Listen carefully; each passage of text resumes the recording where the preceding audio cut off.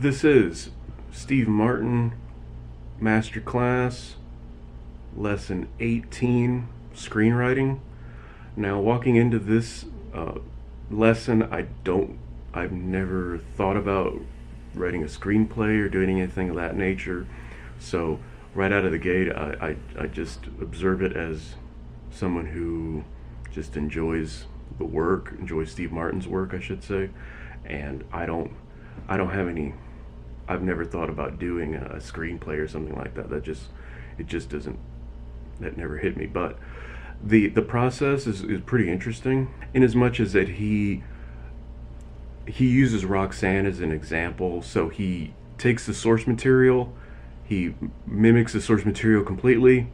He calls it divorcing himself from the material. So he takes it, initially he's completely honest to the material and completely straight with the material.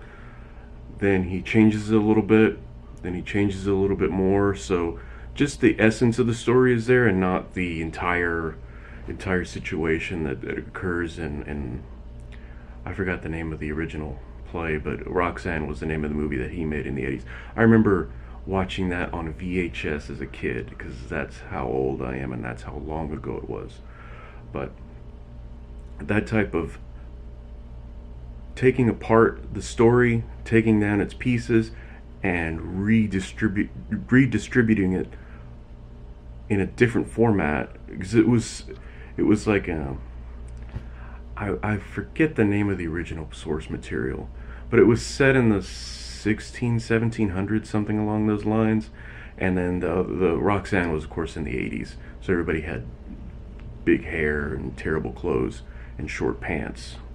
So I mean, well, some people don't remember that. I do though. But the story is of course the most important thing about anything. It's always a story, and you have to make it compelling. You have to make it something somebody wants to watch. So a lot of times, in this case, he uses the example of making it worse, making the situation worse, so that way it makes it more interesting. That's an interesting way to approach things. I understand what he's trying to say, and it does work, because you don't want to watch something where where a guy gets up in the morning and then goes and gets a cup of coffee. He drives to Starbucks and gets coffee, and then he comes home and drinks the coffee. There's no, okay, that's it. There's nothing interesting about that. You want him to fall down the stairs trying to walk to his car doesn't start, he ends up having to walk. He walks to the Starbucks, the dog chases him on his way. See, when you make things worse, all these terrible things, it makes the story more compelling and more interesting. That's an interesting component. That's something, when in storytelling, that's a way to keep the interest in the subject, and keep it compelling, basically, because you want an interesting story. You don't want it to be boring. I mean, that's the bottom line about story. And also, when you have a story, when you have something, a base to go on, it's nice to take a trip in a different direction every now and again while you're telling the story. You can still, in a way, you can also think about The Simpsons. There's usually an A, B, and sometimes a C story.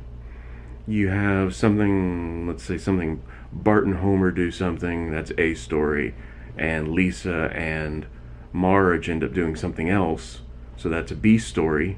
Sometimes they'll intersect. That's what Seinfeld would like to do. He would always take the components and have them intersect at the end. And then Maggie would have her own thing, and that would be a C story. So excursions from the story. Actually, that's not exactly excursions from the story, is it? But that's more along the lines of having a story, a strong story, and being able to deviate from it and have it either tie back in, because you don't want it to just kind of go off. It's interesting in some ways if you can really pull it off, but a lot of times you'll have a non sequitur and it just won't be anything. So I mean, when you get really good at storytelling, then you can really deviate, I guess.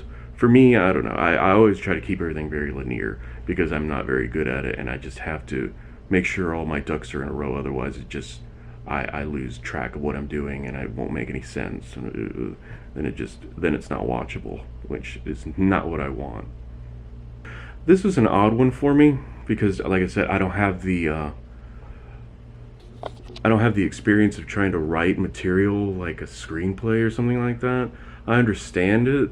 I have a pretty decent understanding of what goes into it. I would, as far as executing, I wouldn't know how to do it, but it's still interesting. I mean, that's the bottom line. It was still an interesting lesson. So that was Steve Martin, lesson 18 for masterclass.com. These have always been pretty interesting. I found them interesting. Hopefully the notes I'm making here are interesting too. So thanks for watching.